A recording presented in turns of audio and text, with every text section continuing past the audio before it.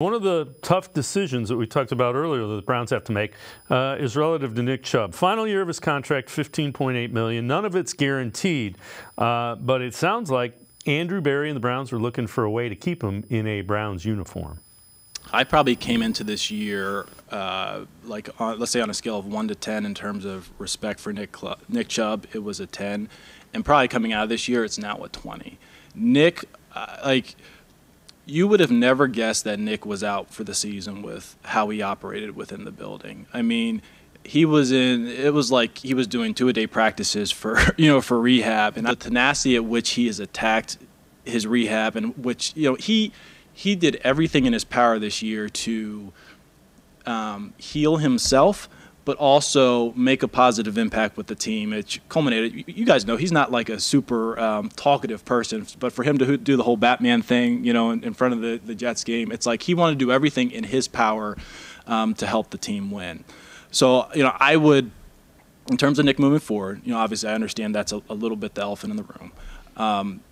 Nick, I can say for myself, no one in the organization, I understand our family. Nobody wants to see that carry in Pittsburgh, be the last time he carries the ball for the Cleveland Browns. And, obviously there are things that we'll have to work through, but, that would not be our intention as well. We obviously will work to keep him on the team.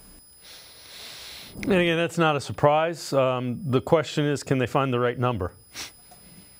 Yeah, it's not a surprise, but there are reasons to question whether or not the Browns, not that they'd want him back. We know how valuable Nick Chubb's been, but right, you don't know how he's going to be coming off the dual knee surgeries. He's going to miss part of the season at least, and he's got a big number. Right? You mentioned the cap number.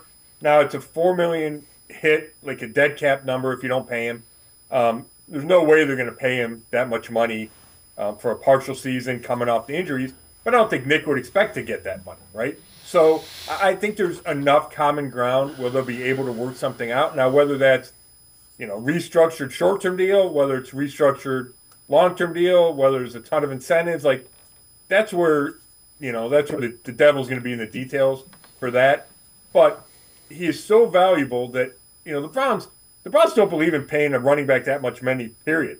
But he's an exception, right? They didn't believe in extending a running back, but they did with Chubb. So I think this is just another one of those areas where they're willing to make an exception because he's such a special person to them and a special teammate.